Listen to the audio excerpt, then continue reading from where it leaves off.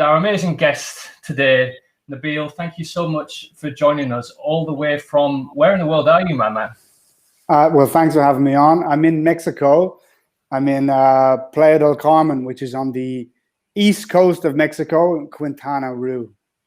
Yeah, so you're gonna have to be like really sensitive when you're telling us about how amazing and sunny and everything is. I know. Listen, I've got my twin brothers still back in London. I lived with him.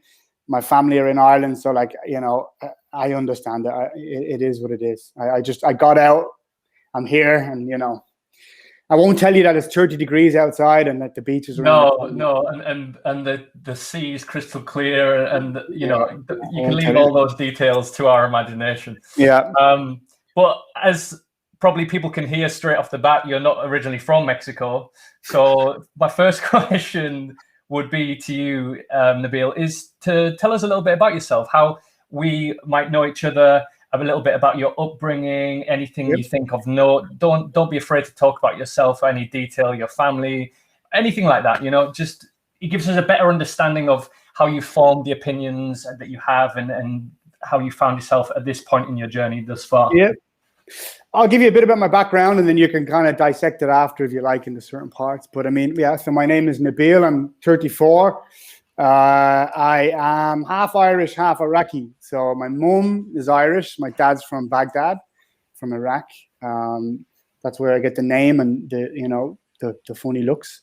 But so I am a breathwork coach.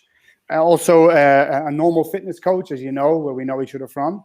Now I'm an early stage founder of an early stage startup called Superhumans, which is a multi-channel breathwork platform.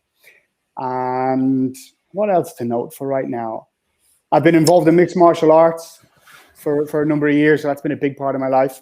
And then before all of this, I don't know if you know, but a lot of people where we used to work together at another space, which was a brilliant studio in London, we worked together. I actually was a musician for 10 years. I actually was a musician since I was 11 or 12, but I was in a professional band for 10 years. And that was a whole other life. And I actually don't talk about it much at all.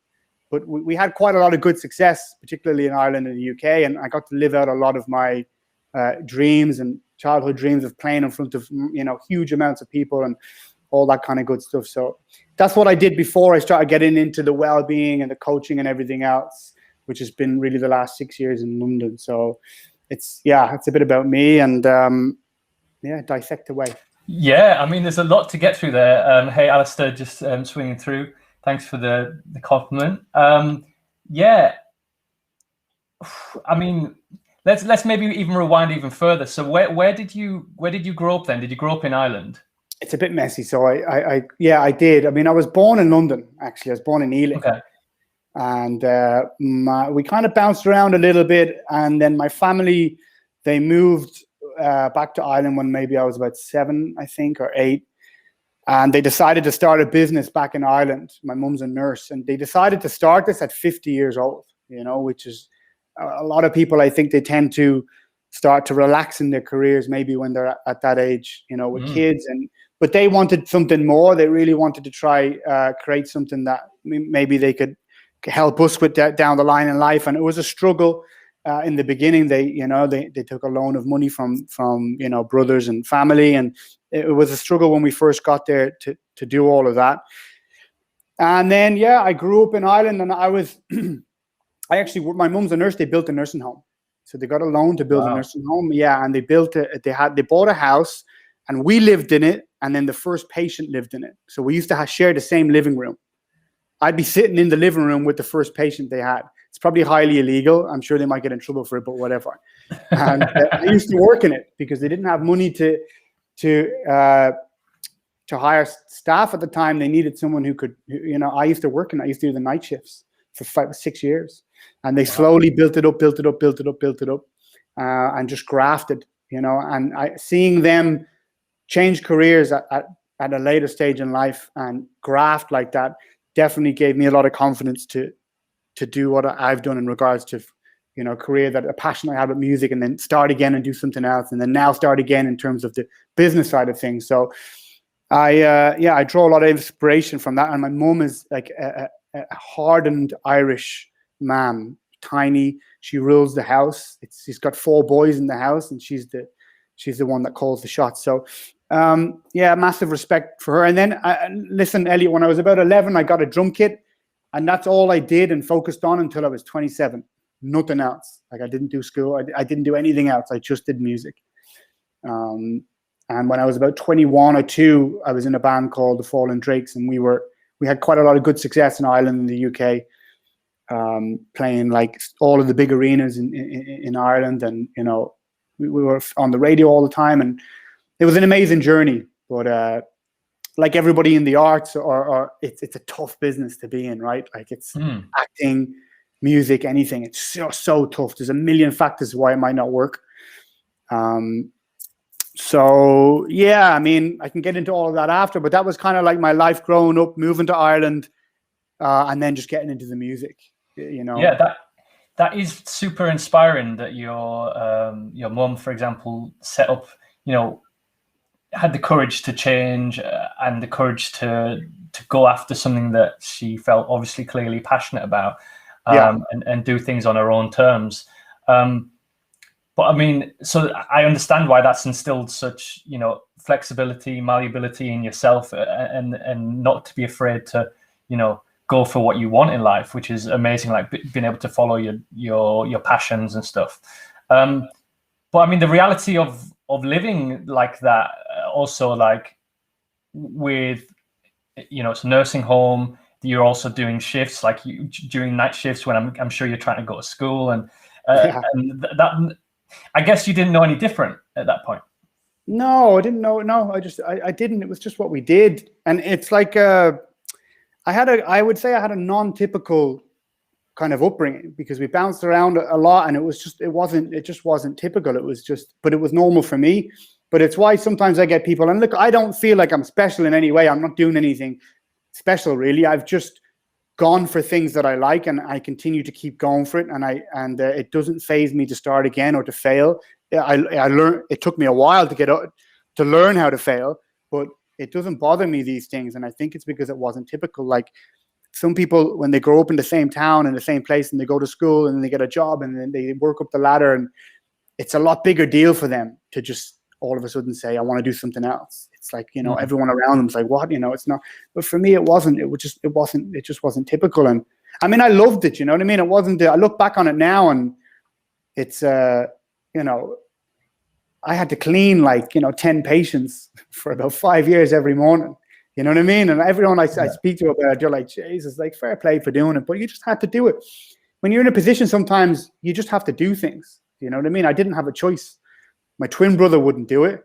My older brother wouldn't do it. So my mom was like, look, you've got the balls. I know you do. Just go ahead and do it. I need you on it. So just do it. So I did. So yeah, I wouldn't even say it was that hard. It just wasn't. It was just the way it was. Yeah. You know? No, definitely. And interesting you said about, you know, about doing these different things. It's easier to say it with that language about failing, but do you consider like the different sections and the different you know, stages of your life doing different industries? I'm assuming you don't actually see it as failure, do you? But you can be honest about it if you do. Like, yeah, no, I do. Okay. I do. Yeah, I mean, it depends. Like, look, with the band, you know, we know so many people that are in the creative, in the arts, and all this kind of stuff, and it's a tough industry. You're constantly grinding, and you know, when you're putting yourself out there on a creative level, like it's different than failing something else. It's something that you created, so it's even more personal. Yeah, you know. So for that not working, but I said this recently when I was speaking to someone. When the music failed, I looked at it as me failing. I looked at myself as a failure, right? I was like, surely that's so easy to do, because you've got part of your identity, your emotions in the things you're creating. So it's like it's not easy to separate your work from your identity in that respect. 100%. You said it perfect there. It's identity. So that's your identity, is what you're doing, and that whatever that stage is in your life. So if that fails, you just feel like you're the one that failed, and it's hard at the time. You need perspective. You need time. Like, you can't see it right then, and I couldn't see it right then.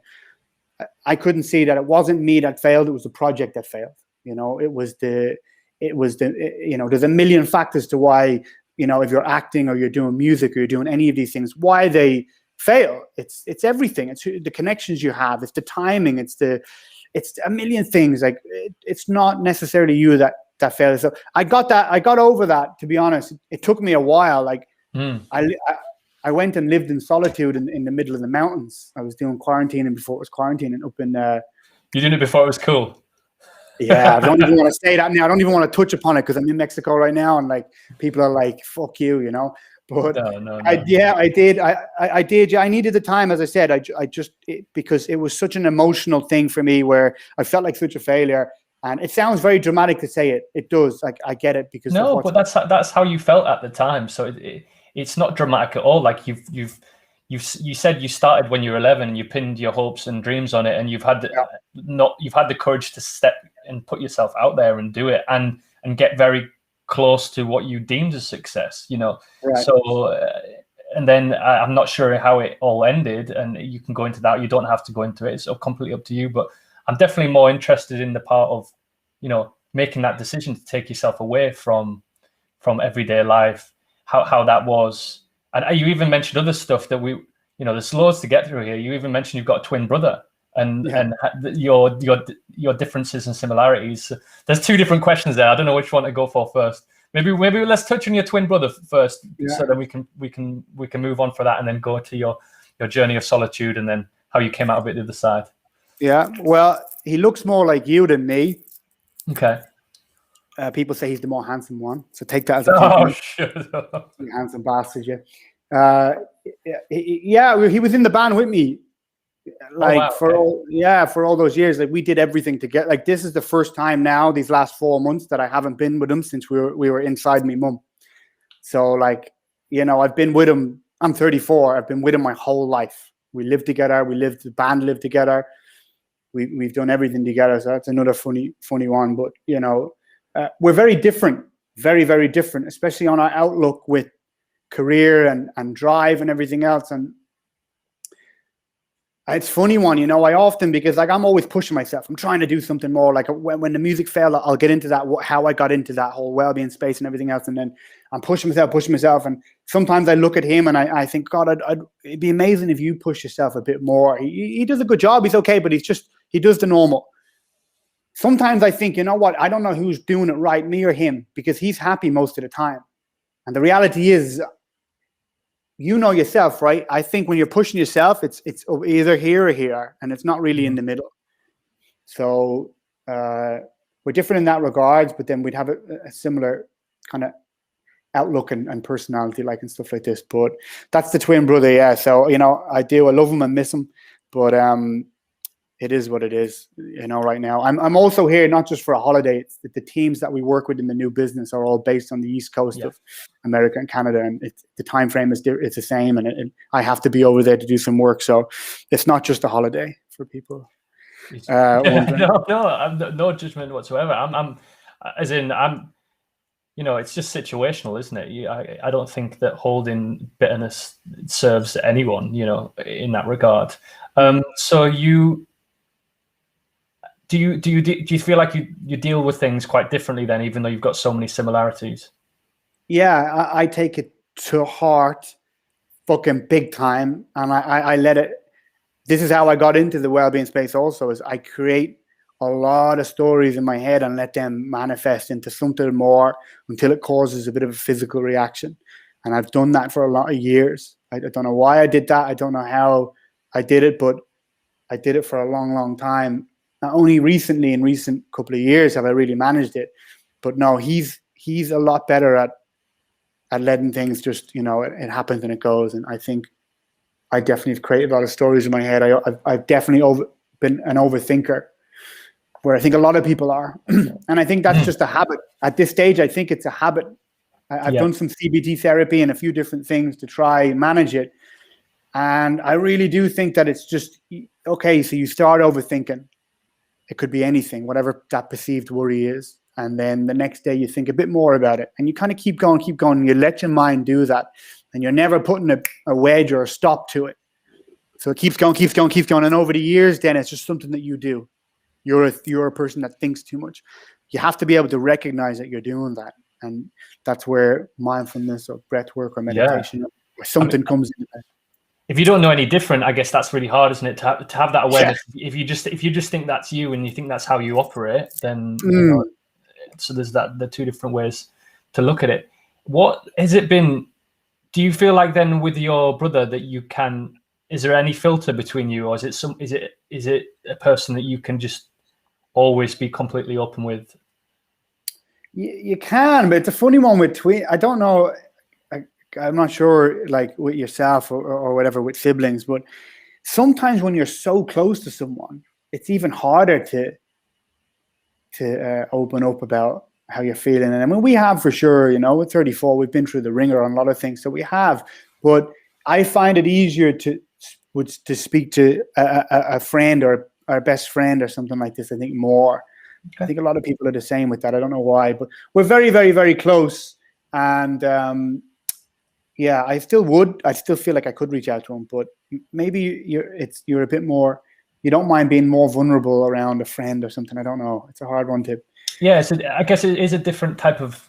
I'm not sure what the factors are in that, but that blood and family relation is different to a friend that you've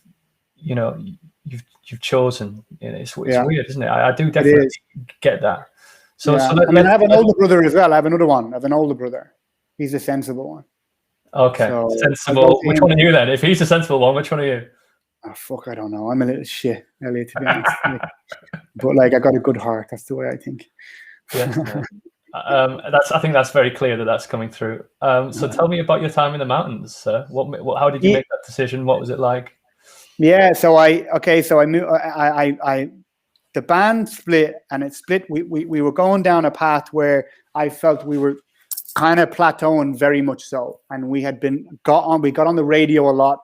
We'd won numerous of these kind of awards for an unsigned band, and we just did a lot. We played like arenas on support tours of bands where there's 35,000 people, and like we did all these things, and it kind of was coming to a plateau where we kind of needed to. It was a fork in the road where whether we wanted to maybe go to London, try get a record deal, because the labels really are in London or they're in New York and LA. I mean, there is independent labels elsewhere, but that's the main places. We had focused more on just touring and recording our own stuff and getting it out there and all this kind of jazz. And it just came to a part where we couldn't agree. And I've been doing this since I was 11. Literally, I was playing like Battle of the Band competitions when I was 11. Like I got these little awards at home. I'd done it so much. I was just like, you know what? I don't know if I want to be, that's all I want to do. You know what I mean? And I just felt this overwhelming sense in my gut that like it would end up being like that. Maybe it wouldn't have. I don't know. I think about it a lot, whether or not I should have stuck at it. But so as I said to you after, I felt that identity thing of just like, what am I now? Like a good way to describe it is, if you go through, everyone's done it, like a tough breakup. I mean, a fucking tough breakup where like that shit stings for a long time. The reason it stings is because you've had of all these dreams and all of these aspirations and plans together as a couple or whatever. And that's what your focus has been on for all that time. So when it's gone and you wake up the next day after something like, a project failing or a relationship, you just lost. You're like, oh my God, it's a weird, horrible feeling. Like it's, and that's what I had big time. And I just needed space. I didn't want to go back to Dublin. Yeah, man, it's making me actually tear up, man. It's the relationship thing's it's a tough one. The way you're explaining it, really. I think that's when I had my worst sort of identity crisis. Was it was the timing of taking all that away from what you'd look to in the future. All these. You can't help but set yourself out a path when you're in a situation, and then also the same time that happened, I also stepped away from dancing and had my identity in my career, so both happening at the same time. It's just, it's helped. They're not sad tears, it's just nice to hear someone else explain how you felt, that's why that's why I try and do this, because one, it's going to help me. Hopefully it'll help you by going through your own journey, with something we don't speak about a lot, No. and then also anyone else that can resonate to it. Sorry for I interrupted your flow. Then I was just getting a bit emotional, man. You didn't know what it didn't. Listen, I love hearing that because it's like, because if you don't talk about it, you do feel like it's only you doing it, and you start to question even more. And the minute you see that other people have felt the same and have gone through the same stuff as you, then I think it helps you learn from it. Now we both learned, okay, so it was shit. We weren't failures. It wasn't really the identity thing. It was just part of life. It was just a part of your journey and everything else. And yeah, that was basically it. So, and also another thing as well is that it's funny because, you know, all of those plans that you have in your mind when you're, so for you doing the dancing or whatever it was for me with the music, or even if it was someone in a relationship, like those plans and aspirations get you through the tough times in your career, right? Like when you go to like auditions, or when you're playing, or when you're rehearsing, or when you're sacrificing friends, or when you're sacrificing relationships, or whatever you're doing in order to try to get yourself further in that. All of those plans are the things that keep you ticking over, because you're like, well, it's going to be worth it because I'm going to get this, this, and this. So then when it doesn't happen, it's like a double fucking punch to the head, because it's like, not only do I not know what I want to do, but it's like, what do I have nothing ahead of me now. I have to restart.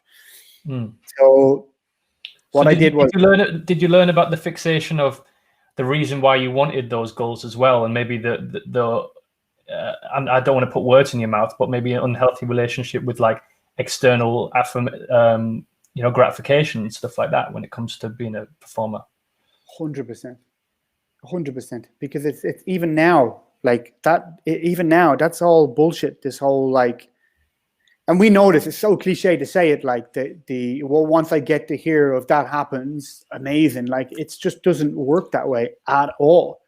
It doesn't work that way. Like when I first moved to London, if someone told me, you know what, in like 5 years' time, you'll have a startup and you'll have investment and you'll be on a salary and you'll be working abroad, you'll be working for yourself, you'll be running your own thing, and I'd be like, that's the dream come true. And I'm in it now. Don't get me wrong. I'm happy. I need to show gratitude, but it isn't. You don't think about all of the shit that comes along with it too, like all of the sleepless nights and the teams falling out, and then this happening and everything else. It's like, so that whole gratification that you were saying, this external, it's just not real. You know what I mean? And in the band, for sure, I had that. It was like I could never really enjoy a lot of the stuff that we were doing because I was comparing myself, and that's another thing, the comparison, imposter syndrome. Fucking love that. It's another thing that plagued everything that I've done. So, I mean, I'm totally going off track here now, Elliot. So bring me back. Yeah, I will. I'll reel you in, man. But these are really important points to touch on, especially if they come through your head, and you have to get them out. But I would love to know about one, how you made the decision to spend time alone, and then what you actually learned. And how you felt different as you stepped back into society, how long those effects lasted, and do you still carry them with you now? Like, yeah, I'm sure I carry a lot of stuff with me now, to be fair, but like, right. So what happened was I went back to me ma and dad's house. I had moved from Dublin, and it was just after me birthday. It was in the summer. And I remember waking up just being like, this is just one of the worst feelings I've ever had in my existence so far. Again, it was like a relationship breaking up, whatever, just everything. I couldn't go back to Dublin because I was embarrassed to even go back into my friends and family. And since I was 11 or 12, that's all people would know me by. That's all they would say. Oh, hey, what's going on with the music? What's going on with the band? And as we got more and more on the radio, they'd hear you. They'd be always talking about it, like, oh, you guys are going to be big. And you're like, yeah, we are going to be big and things are going to happen really great. And you start to believe it and everything else. So I was like, I can't go back. I'm so embarrassed. What would I even say? First off, I couldn't admit that it failed. It was just crazy. So I went online. I found an old lodge in the middle of the Wicklow Mountains, which is the Wicklow Mountains in Ireland. The only way I can describe it is, if anyone's seen that movie, P.S. I Love You.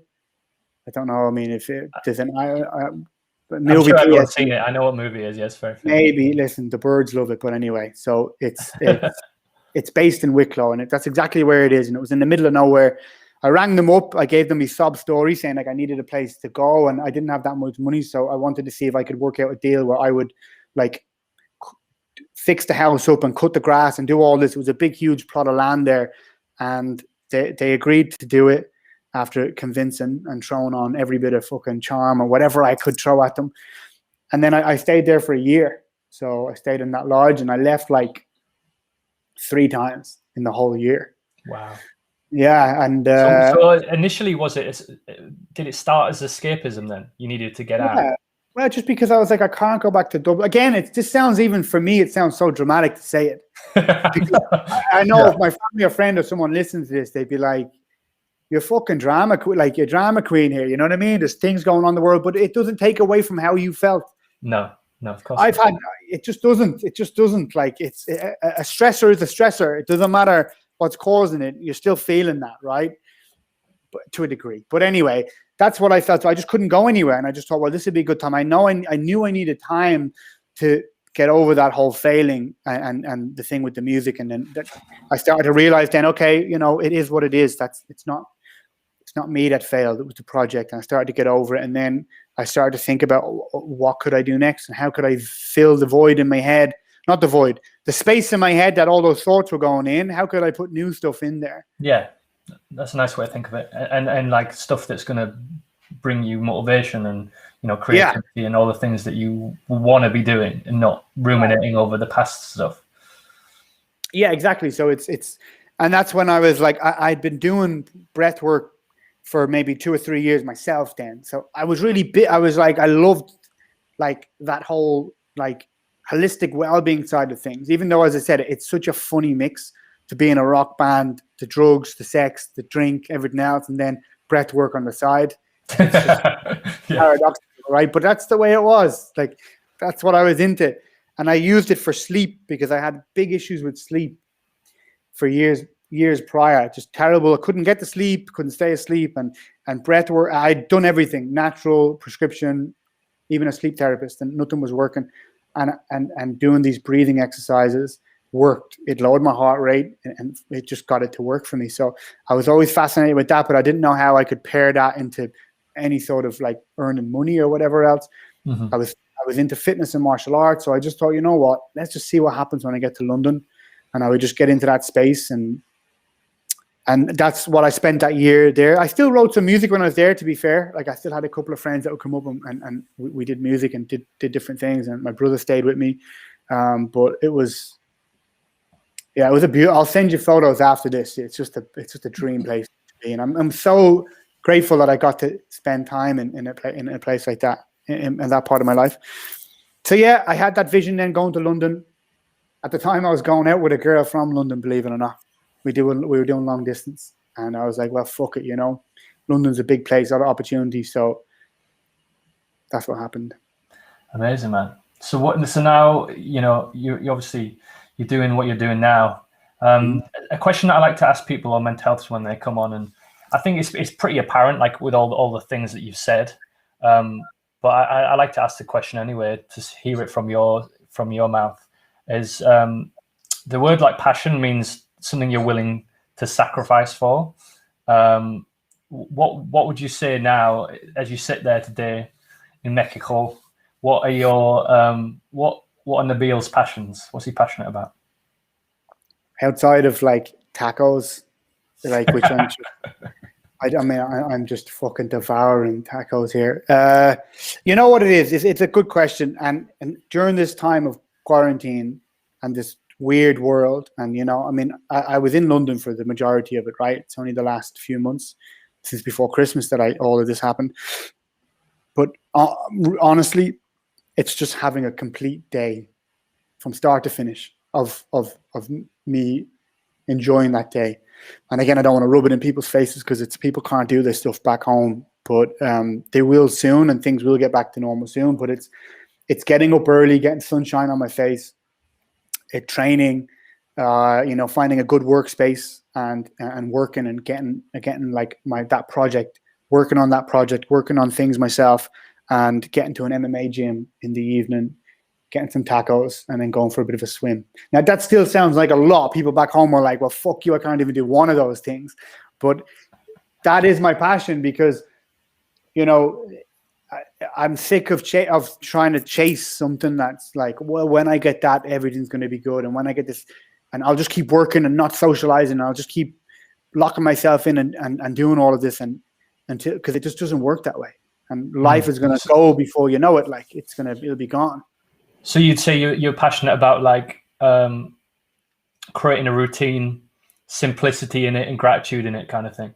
Yeah, being happy with it, being happy with that. Like that's simple. Like I'm happy with that. That's a very simple thing to have, but being happy with it. Yeah. What else? Like, what are you going to say? Life's about balance, right? I always think that, in my opinion, it's like turning down that aggressive reaching hand to like always look for something better, always, external things that are going to make you feel good. So it's about having, being content where you are, and then also looking for growth. I think growth is a better word, isn't it? It's like it is. Yeah. When it's learning, you're learning more skills, and you find that in the progress, whether it's in your own mindset, or it's just like day by day, and then all the other stuff, I think, hopefully will come with it if you're doing the right things. Yeah, I agree 100%. I think that's a brilliant way to put it, growth, because anything else is not going to, I just don't think it's going to work. It just doesn't, because not to get too like woo-woo on it, but happiness really does come from within, right? It's like, it's your choice whether or not you're happy or not. If you're relying on an external factor, typically that factor, once you do reach it, isn't going to be what you had in your head, because it was only an expectation of something you think is going to happen anyway. It's with age, this helps anyway, but I think it's growth. Yeah. So it's that. I mean, I still get enjoy. I need, like yourself, the reason why you're doing all of this stuff right now, the reason why you started this up during the lockdown, the reason why you put so much effort and work into doing this is because you need that focus, right? You need something more. Like you're not content just kind of sitting it out or whatever. Because why else are you doing this?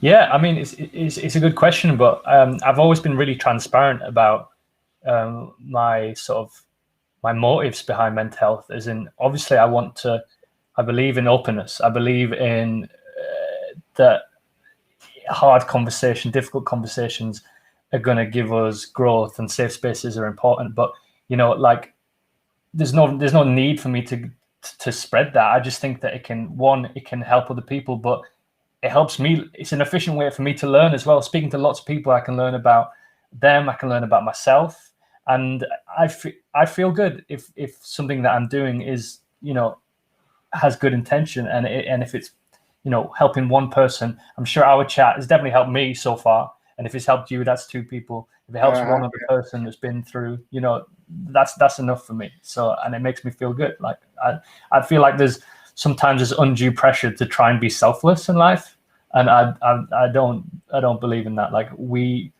have, my opinion is that we have preservation instincts, and we have all these instincts, and we think about ourselves a lot, and we look after ourselves a lot, and there's no shame in saying that, I don't think. No, but you have to be a bit selfish though. Otherwise you get nothing done. You know what I mean? You have to be selfish, especially if you're trying to do something more. You have to be selfish. I was saying this recently, like it's something where you need to find a balance to it too. When I first got to London, like while I was doing like personal training and all this stuff, I was trying to set up passive incomes on the side. And I know you've got you've got your hands in all the pies as well, right? So you're doing a lot of other things too with property and everything else. It's like, but you can't do that and then go out every night with everyone and say yes to doing this and then put all of your time into even relationships and stuff like this. Like there's a balance that I hadn't found anyway to get it right. But ultimately you do have to be a bit selfish. And I just think it's just inherent in us, this whole always being selfless all the time. I just don't think it's what human reality is. Like you can, there's a balance and you can get that right, but we are a little bit selfish. I agree. I always try and make, it's been like the past year or 18 months, I try and make decisions that are based on my schedule and my time. Like I've always been self-employed, but I try and make all the decisions something that if I'm going to be doing it, that I really believe in it. If I'm going to take something on, it works for my schedule, and knowing that, like, learn about myself and know what I need. And I know that I'm not a very good morning person. Like I've learned that about myself. And just like you said about habitual overthinking, maybe it's just a habit that I have. You know, like I don't know if you're a believer that everyone can be a morning person or not. I don't know, but I don't feel good in the morning. I get all my creativity, all my energy in the evenings. So I've accepted that about myself. I don't accept work that's in the mornings. I don't think I'm going to give my best version of myself. So I do lunchtime. Say I'm teaching, for example, spin stuff. I do lunchtimes and evenings. I create those, and I know that I'm going to hopefully get to train in between. I'll do it. So I'll take on the work on the days that I want to train, and you know what I mean, stuff like that, so I can compact it. And that has been working really well for me, as in making schedule and time-based decisions to free up my time, you know, to be efficient with it, because that's the one currency that we have. Yeah, well, two things I've noticed. One, I'm staring at the laptop, you're staring at the phone. So if it looks like we're probably looking fucking away from each other, but we're not. I'm looking into your beautiful eyes. But it's just there's two things here. Two, the morning person thing's a funny thing, right? Because I'm the exact opposite. Mm-hmm. I'm the exact opposite. I'm only creative and alert and everything in the morning. I don't know why that is, right? It shifted as well, though. I wasn't always like that, but it shifted now, and I'm actually useless in the evening. I'm not good at creative stuff. And my business partner is the opposite, but she's more creative in the evening, so it's a nightmare in that sense to try to get it right. But why is there, like, I think there's a bit of a connotation, like the morning one's the better one, right? And the night owl is this which is bullshit also. It's just what we're deeming to be what normal, or whatever people want to say is normal. But I got lost. I was just focusing on looking at you and the screen, and in the morning and evening, that I lost the actual good points that you were making here. No, I was just scheduling and time, basically. Yeah, sorry, yeah. You're reeling me back in.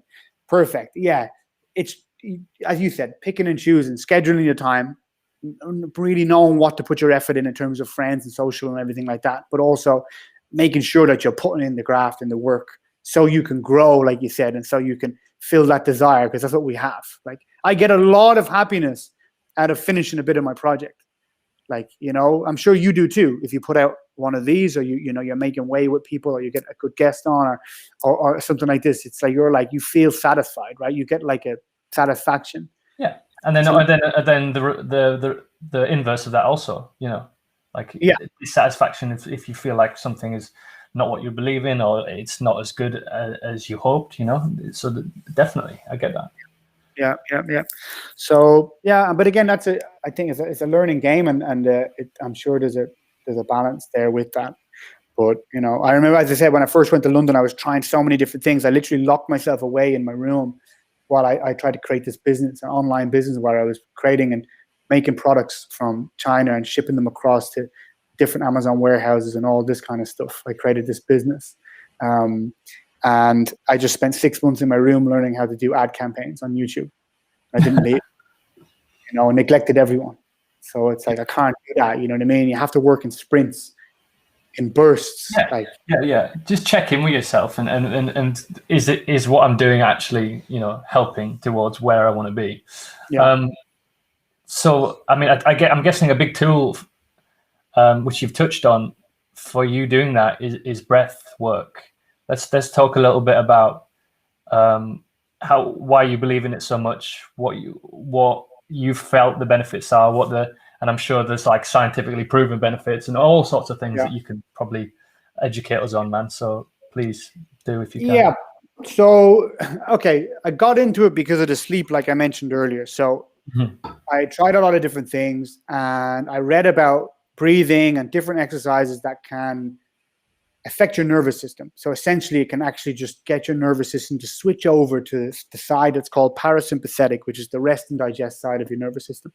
So I read that, and I thought, all right, sounds a bit woo-woo, but whatever, like, give it a go. And it worked. As I was doing it, as I was exhaling, when you exhale, your heart rate goes down. So I was like, okay, this is working. The heart rate's going down. And then I thought, well, this is enough for me to give it a bit more, attention, or more focus, because I felt it working. And then I started reading more about it, and how it really was intrinsically linked to your body on nearly every level. Like if you're feeling anxious or stressed or excited or angry or calm or sexually aroused or you name it, your breathing rate is linked to that. And it's also linked to the opposite side to your nervous system, the sympathetic, the fight or flight response. So you can willfully get yourself into that. You can get adrenaline released around your body, similar to like the Wim Hof method, which I can talk about later. And that has its benefits also, but it's just a different style of breath work. So I was just fascinated with it, and I never thought I would do anything with it. I just did it every night. Like I would religiously do it, even if it was on the beer. I'd still do it. You know what I mean? So what technique would you use for sleeping? Can you explain it to us quickly, or yeah, of course I can. I mean, we have with our business where we're doing an app, we're doing like so much things. So we have a full protocol in that. So I'll give you like the bones of it. Because don't give us too much free info. Make sure you get listen, it's not even that. People have eyes, they can Google stuff. It says I have a specific method that I do. It's like a 4-part method, which is we're putting into that because it really does work. But in general, when you're going to sleep, look, there's a lot of things that affect sleep. It starts when you wake up in the morning. So how much sunlight you get determines how much your body can produce melatonin later on in the day. How much like blue light you're looking at, screens, everything else later on in the day determines whether or not how much of a good sleep you're going to get. Your diet, your food, like there's a million things. But let's just say you've had a normal day and you're going to bed and you're finding it hard to sleep. Typically, you need to get your heart rate lower, okay? And you need to narrow your thought process, because usually the reason why you can't sleep is because you're either racing mind or your body's just fucking wired. It's one or the other, typically both. And for me, it happened with both all the time, no matter what. The minute I put my head down, let's go to work, boys, just fucking everything goes crazy. So you need to lower your heart rate and focus the mind. So a very simple way is, as I said, when you exhale, your heart rate goes down. When you inhale, your heart rate goes up. So just do double breathing. So you can do in for 4 seconds, out for 8, in for 5, out for 10. Whatever you want, whatever you're comfortable with. Like I won't go into all the technical aspects. But that just makes it simple maths. You want to be doing exhaling for longer than you're inhaling. Yeah, and you want to be doing listen, the basic principles of any breath work is diaphragmatic breathing. You're breathing through your belly. There's a reason there. You got a diaphragm there. Diaphragm moves down as you inhale. Your lungs expand. You get all the air in there. Like that's the way we should breathe. You shouldn't be doing upper chest kind of breathing. So people can practice that just by putting their hand on the belly and just getting used to the diaphragm moving. Diaphragmatic breathing, keeping it in through the nose. You can blow out through the mouth if you want, but I like keeping it through the nose. It keeps it more relaxed, and that works for me. So a simple double exhale, and I would do that 5 minutes. I'd mess around with it. I'd do different techniques. I would try extend it for a long period of time and everything else. But your heart rate will go down. You can check your pulse. You can find it. Just do that for 3-4 minutes. Your heart rate will go down. Now, interestingly, even if your heart rate goes down, but you think about your ex-missus or whatever's causing you fucking stress, your heart rate will go back up from what you're thinking in your mind, because that's how your fight or flight response works. Is you perceive some sort of threat, it sends a signal down to the body, it releases all those stress hormones. So even if you're physically getting your heart rate down, but you're still thinking a lot of thoughts, you need to control that too. So very simple way of doing that's a body scan, or putting your attention on something, or mindfulness, or whatever technique that you want to use. Like I never got into big meditation because there's a lot of different meditations, and I found breath work quite early on, and that's what I use, and I couple it with different things like mindfulness and everything else. But try and narrow your thought process. So like a body scan or something like this will work. So the combination of the two works a treat. But like anything, you need to practice it and keep going at it. So I went on a massive thing there with that. I'll reel it back in. No. That was really good information, man. Okay. And when you mean by body scan, you mean as in like going from head to toe and thinking about how your body feels, stuff like that? Yeah. Just trying to build up that connection with anyone that's done yoga or anything like this. They'll know anyway. But try building that connection with your. You might start off in your feet or your head or whatever, and just try to get that. Can you feel a tension? Can you feel a tingle? Can you feel whatever? It's just narrowing your thoughts down, because you have to focus on that. So it requires you having focus. So it's hard to think about the job, the thing in the morning, the argument you had, all that stuff. If you're really focusing on feeling tension in the back of your head. So again, this takes practice. Like nothing's fucking a fix for all for anything. Like it's, you know what I mean? You have to practice it and you have to see what works for you. So, but that would be the body scan. Yeah, narrowing the focus. To me, that's for everything in terms of if you want to calm down. It's now your thought process and lower the heart rate. So to me, breath work was just scientifically proven and worked for me. And so that's how I kept doing it. So to how I got to it now was when I started doing personal training in London. I like the fitness side of things, but it's not my passion. I like martial arts more. Like I've competed in jiu-jitsu and Muay Thai, and I loved breath work. So I would just throw it in at clients. I'm like, you could do it learning some breath work, you know. And luckily, it's such a buzzword that people are like, yeah, I could really use it, like, but I don't know what it is. So I started just to teach more people, and then I started to get clients doing just that. I was doing some workshops. I was working with a health and well-being corporate business in London also. I was doing some workshops. I was doing this for a few years. That's probably when I started to get to another space to meet you boys. I was coaching there. And yeah, I just kind of kept on doing this in the background. And during the start of COVID, myself and the partner in the business had the idea to see if we can make this online thing and how could we bring this and make this accessible to people, because I felt like there was the yoga side of breath work or there was a sports science side to it. Sports science being too technical, it would lose people. The yoga being, it might lose people if you're not into yoga. If you're not, you know, spiritual based and you hear like a chakra being said, that might not resonate with you. And I'm such a down to earth, real kind of like you get what you see kind of guy. I was just like, well, fuck, if it works for me, it'll work for everyone. So yeah, we wanted to make this it's simplified. It's obviously all based from a scientific point of view, and all the techniques are there, but it's just cutting the bullshit, making it accessible, and so everyone can get involved with it and it's less overwhelming. Is that exactly? Yeah, exactly. That was the idea behind it. And like I was teaching, like, you know, a 30 mid-30s kind of, you know, woman with regular job who had terrible anxiety. I was coaching her. Also was coaching like Darren Stewart, who's a UFC, fights in the UFC, and giving him tips and tricks to how he can control his breath and how he can do kind of focus-based performance breathing too. So it was like, fucking hell, this works. For the spectrum is unbelievable here of who can benefit from it. So that's what we had the idea to make it accessible. And now at the very beginning of this, to create an app that integrates with wearables, to create a website, a subscription program, a corporate platform. So there's a lot involved in the business that we're trying to do. Very, very early stage. So, you know, that's the other part of the journey. We'll see how that kind of comes to play. But that from when I finished the band, I was loving breathwork, to teaching it in London and going through all those stages. That's how I kind of got to here. And like everything, if I have an idea for something, like I'm going to try think of how to make it bigger, or try to, you know, see where that feeling is. How confident are you that breathwork will be a consistent part of your life until the day you die? Oh, 100%. 100%. Because it's just part of my routine now. That's just what I do. I do it every single day. And I'm so used to doing it. It helps on so many levels. Like I told you about overthinking before. Don't get me wrong. I still have moments of me being in that bed there at 2 a.m. fucking stressing out my head. It happens, but I can control it a lot better.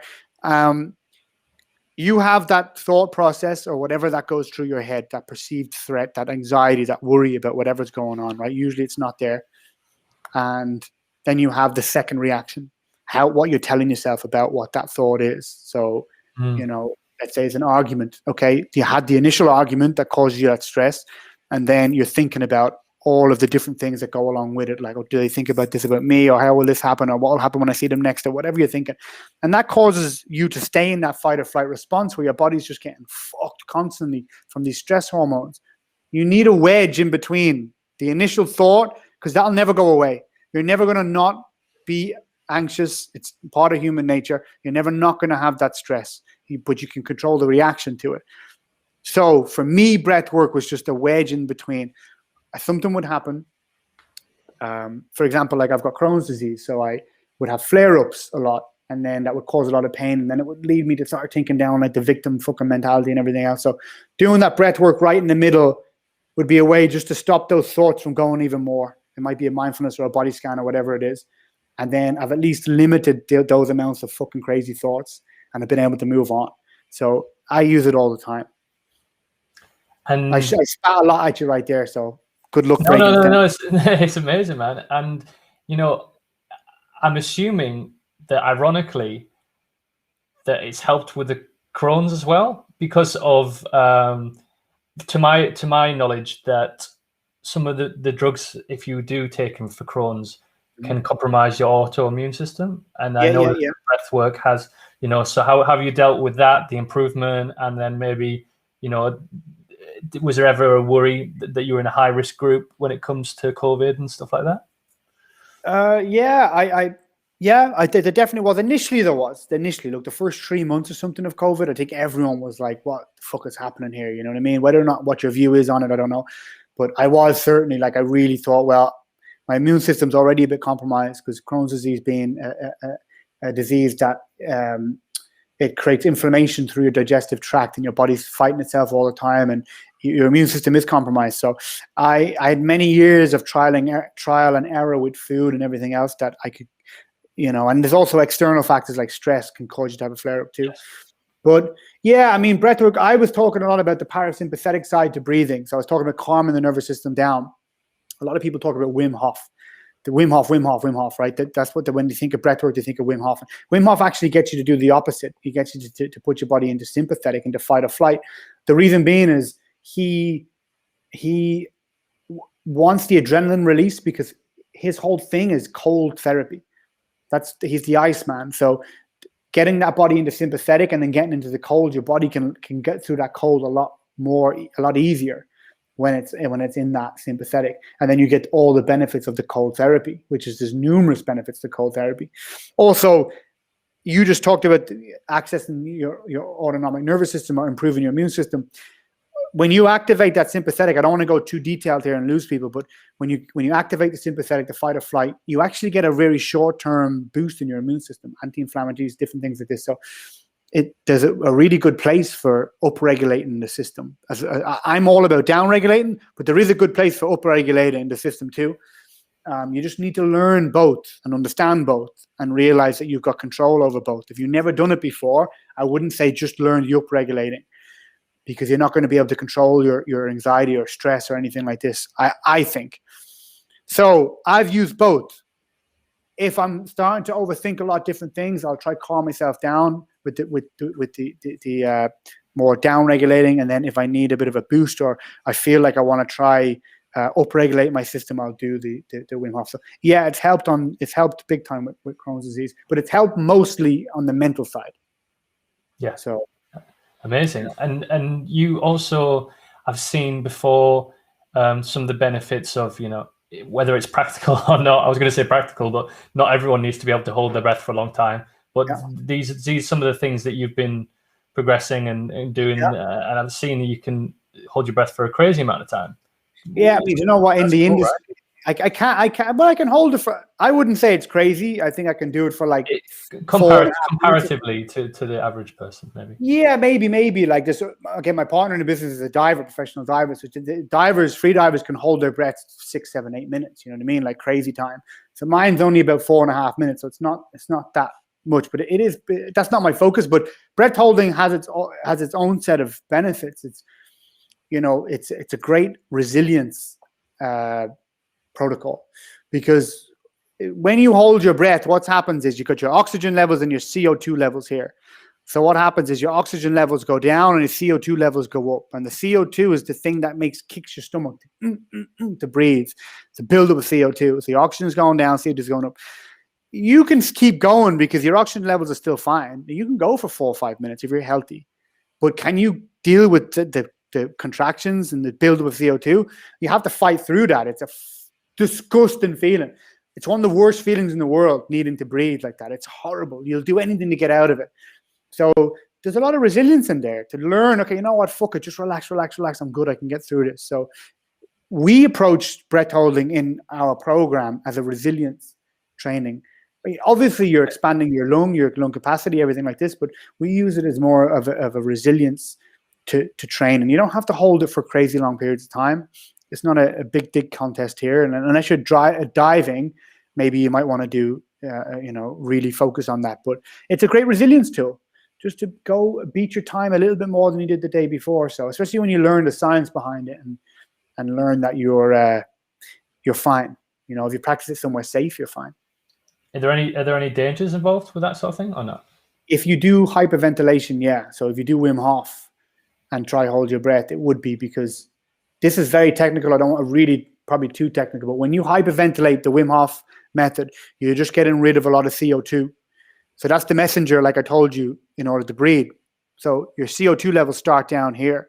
So what happens is you hyperventilate, and then you get rid of the CO2, and then you hold your breath. So your oxygen levels go down. But that urge to breathe isn't there, because the CO2 is not built up right yet. It's just slowly starting to build up. So if you were to do that and then go dive, oxygen can go down before you get the urge, and then you pass. And many people have done that. They've done that and they've passed out and died diving, because they do hyperventilation. And it's one of the main things that if you free dive, like I've done free diving a few times, I'm not good. I'm not going to pretend that I'm good, but like I've done it. You're never meant to do hyperventilating. It's not the controlled way to learn breath holding. You need to do slow, steady, double breathing, get your heart rate down, and naturally build up your tolerance to the CO2 being built up. So that's the danger in if you hyperventilate. But they do short breath holds also, which there's benefits to it, but you just need to do it in a controlled environment. So lying down on the couch. Don't do it in the bathroom. Rather than underwater. Yeah. So yeah, again, it's a complicated subject, breath holding. It's like, I think you've communicated it in a really simplistic way. Those two levels.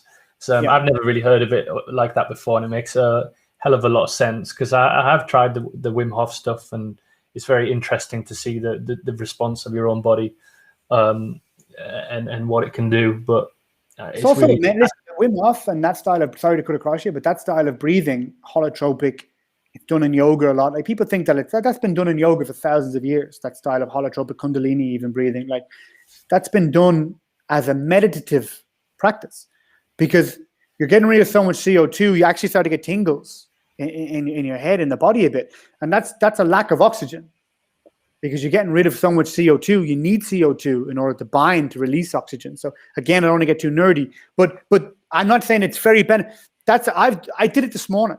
This morning I did Wim Hof, because I just felt I was just a bit, I don't know, I needed a bit of a boost, a bit of just to get out of my head a little bit more. So I did it, and it's a meditative practice too, because it feels, and you can't put if something makes your mind stronger, like it's hard to, what am I trying to say? It's hard to put a price on that, or whether or not it's good or not, because your mind is everything.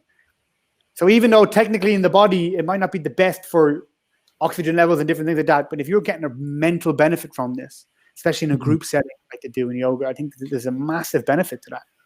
And there's comparatively, again, there's a lot of worse things you can do with your body, isn't there? So fucking hell, and Elliot, I've done them all, son. I continue to do them probably. Yeah. I have one final question for you before we leave. We're almost at the hour mark, Nabil, so thank you for spending so much time with us. Just one that I'd like to ask, just to normalize it really, especially when we're speaking to other blokes, is I just would like to ask you the last time you cried was. Oh, fucking hell. See, now my ego has jumped right out of my body here. That's amazing though, that you've got awareness of that right straight away. Oh, listen, I'm very self-aware of my fault to a fault. My ego's jumped out of that there. Yeah. Why do you think that is? I don't know, because maybe because I'm in a family of like three boys and a dad, and it's all men, and I mean, ma is as hard as a fucking nail, so it's like maybe there's a bit of that. A little bit of social conditioning that it potentially is a weakness. Yeah, it is. It's not a good thing. Like I'm not saying it's not. This is not a good thing at all. You would let go of so much bollocks you have in your body if you did it more often. So I'm just trying to think. now, when was the last time? I think it was maybe about a year and a half ago, or 2 years ago. I think it's a Really long that time. long ago? I nearly cried about half an hour ago when you were speaking, and you Yeah. Oh, do really you know that what? long? Actually, yeah. I mean, it's this is what's in my mind that I know. I remember it. I remember it in my mind. Maybe about 2 years ago. I'm sure there might have been something in between, but it's not. Yeah, it's terrible. It's not. You should do it more. I don't know what that is. It's a real macho, fucking old school.